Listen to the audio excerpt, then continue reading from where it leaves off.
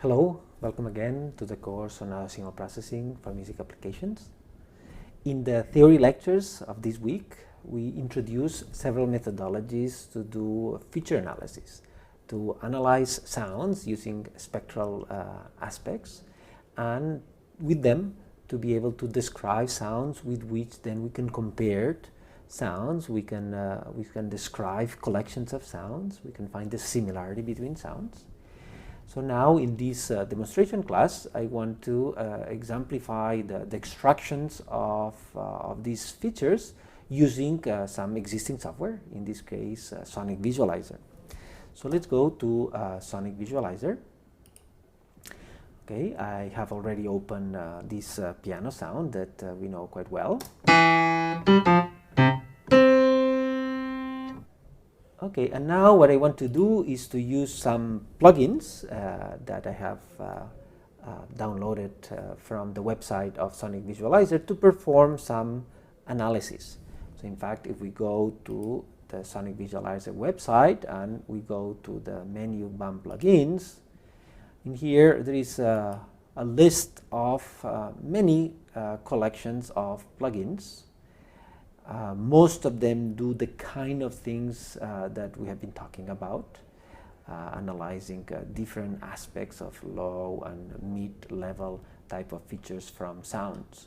So I already got some of these plugins, mainly the ones from Queen Mary, who is the institution that maintains and develops this Sonic Visualizer software. So first, in order to analyze some audio features, let's create an empty pane. So here we have an empty pane in which we will be displaying these features. Okay, so now in the transform menu, there is a menu that says analysis by category, in which we have a classification of different types of features. And for example, let's try to study the onsets of this piano sound. So we will go to the time type features and the onsets, and there is this onset detection function. Okay, and this is the description of this plugin. It's developed by Queen Mary, and we have different parameters that we can control. So for example, the type of feature that is used, there are several features that can be used. In theory class we talked about high frequency content, so maybe let's use that. Okay, and of course being a frequency domain analysis, we can choose the window size, the hop size, or the type of window, but let's just leave it as default. And okay, let's say okay, and this will compute quite efficiently this onset function, and clearly it shows like the dynamic. In fact, it kind of follows quite well the energy of the signal, and clearly there is the highest change of this onset function is at the attacks. So now if we want to actually identify where the onsets are, we can choose from the same group of plugins the one that actually will try to find the onsets. Okay, so these will use that function. So let's use again the high frequency content, and we will attempt to look at the variation of high frequency content in a way that we can identify where the transitions are. Okay, so let's just say okay at these, the default parameters. Okay, and now these vertical lines are what the algorithm has considered to be the onsets of this phrase. The first one is clearly in the right position of the first note, the second one same thing, third the same thing. It's pretty good. Here I guess that's a mistake. This is not really an onset. In fact, this is kind of the decay, so it has confused the high frequency content of the decay, and it has labeled that as an onset, and the same here. Okay, and the rest is okay. So maybe let's undo this, okay, and let's do it again, but with sensitivity, different sensitivity. So let's go at the same, and now we saw high frequency content, but in terms of the sensitivity to being 50%, let's reduce the sensitivity.